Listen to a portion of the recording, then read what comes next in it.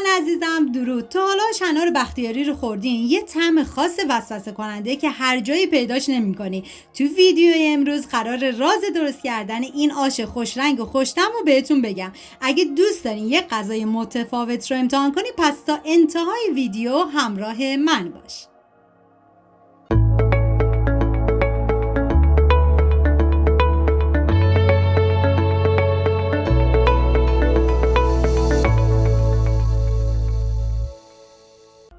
مواد لازم: گوشت چرخ کرده، لپه، برنج نیمدانه، سبزی آش، آب انار تازه، دانه انار تازه، گردوی خرد شده، برگ زردآلو، گلپر، رب انار، پیاز و ادویه هم شامل نمک، فلفل سیاه، زردچوبه و پودر گشنیز هستش و من میزان و مقدار سبزی و اندازه های دقیق و داخل دیسکریپشن براتون نوشتم. پیازی که داریم به صورت اسلایسی من کاملا ریزش میکنم و این مقدار پیاز برای 2 مرحله هستش و سعی کنید که برای این آش انار از پیاز فراوان استفاده بکنید که طعمش رو بی نهایت خوشمزه میکنه. حالا گوشت چرخ کرده ای که داریم من میریزم داخل ظرفی و بعد از اون پیازی که رنده کردم و مقداری از آب پیاز رو گرفتم به گوشت اضافه میکنم و حالا مقداری از ادویه ها رو ما تو این مرحله به گوشت اضافه میکنیم: زردچوبه، پودر گشنیز، فلفل سیاه و مقداری نمک. حالا من کاملا ورزش میدم و بعد از اون ما باید گوشتا رو به صورت قلقلی آماده بکنیم که شما به هر اندازه‌ای که دوست دارید قلقلی ها رو آماده میکنیم و بعد از اون به مدت نیم ساعت ما این گوشتا رو میذاریم داخل یخچال. حالا این مواد آماده کردیم میذاریم کنار. داخل قابلمه من روغن حیوانی استفاده کردم و همیشه گفتم اگر براتون امکان داشت برای غذاهای سنتی از روغن کره حیوانی استفاده بکنید عطر و طعم غذاتون رو خیلی خوشمزه تر میکنه. و مقداری از پیاز رو تو این مرحله من استفاده میکنم و مقدار دیگه‌شو میذارم برای مرحله بعدی.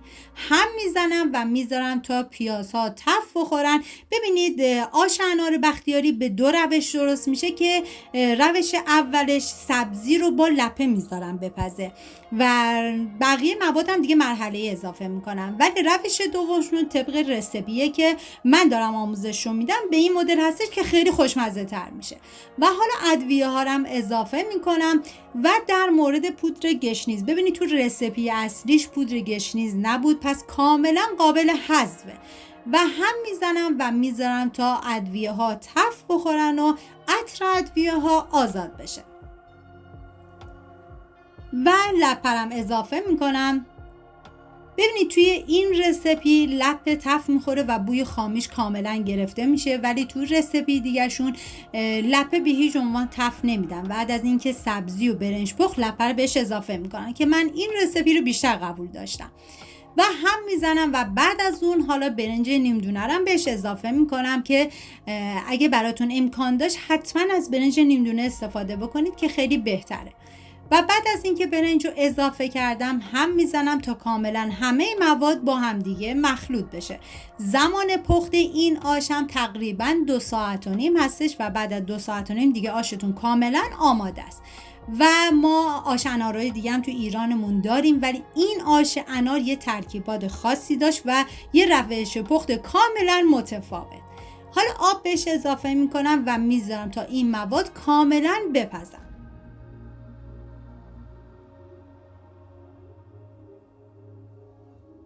و دیگه اینجا به جوش اومد و من سر قابلمه رو میذارم و بعد از اینکه دیگه این مواد کاملا پخت حالا نوبت اضافه کردن دونه انار هستش. ببینید شما میتونید هم از دونه انار تازه استفاده بکنید هم از دونه های انار خشک یا اینکه مثل من از سس انار که همراه با دونه های انار هست میتونید استفاده کنید. این دیگه کاملا سلیقه‌ایه. گردوی خرد شدنم بهش اضافه میکنم. واقعا میگم ترکیبات خاص همینایه و برگه زردآلو. یه هم میزنم تا همه مواد با هم دیگه مخلوط بشن. واقعا نمیدونم از عطر و طعمش بگم یا از خوشمزگی این آش انار. برای شب یلداتون دست به کار بشین و درست کنی که مطمئنم همه عاشق این آش انار میشن. و حالا سبزی آشم بهش اضافه میکنم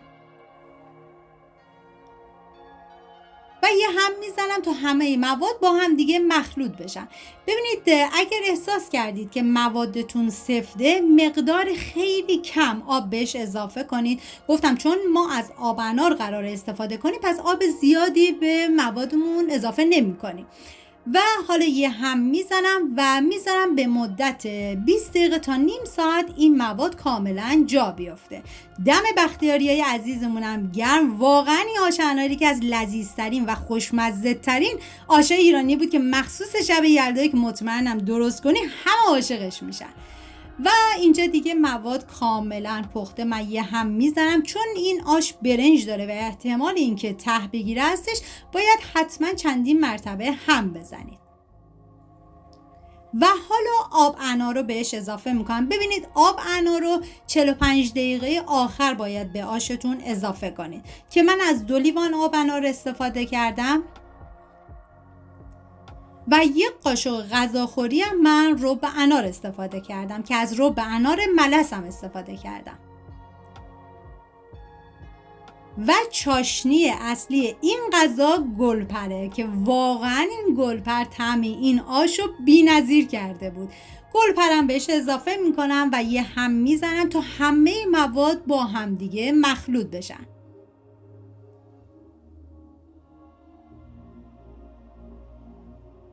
و دیگه میذارم تا این آش کاملا جا بیفته. توی این فاصله من داخل تابه روغن ریختم که از روغن کنجد استفاده کردم. بعد از اینکه داغ شد گوشتای قلقلی رو بهش اضافه میکنم و میذارم تا این گوشت قلقلی هم کاملا تف بخوره.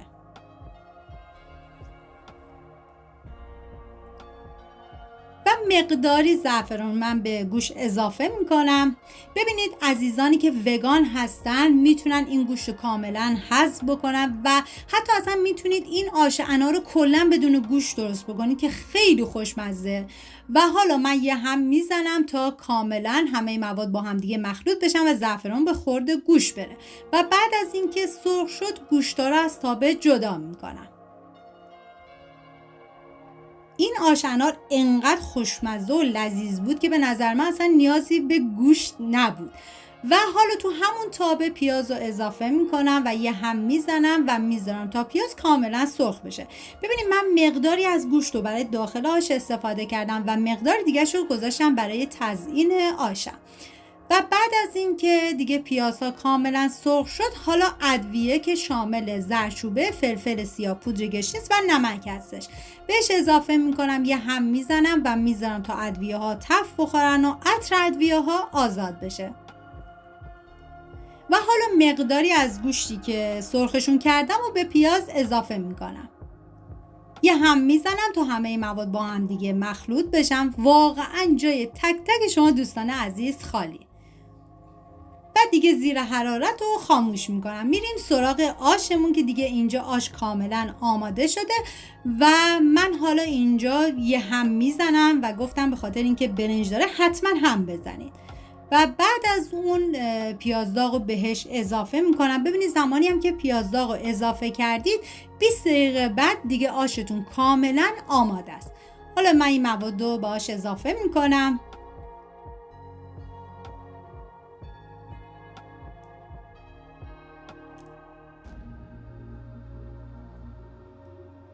و یه هم میزنم تا همه مواد با هم دیگه مخلوط بشن.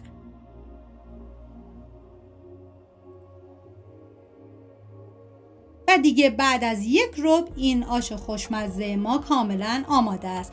امیدوارم این آش انار خوشمزه رو درست کنید، در کنار خانواده از خوردنش لذت ببرید و اینم از آش انار فوق‌العاده خوشمزه ما. و من در آخر با گوشت چرخ کرده، دونه‌های انار تازه و پیاز چیپسی هم تزیینش کردم. مرسی از همراهی همیشگیتون. تا یه خوشمزه دیگر، بدرود.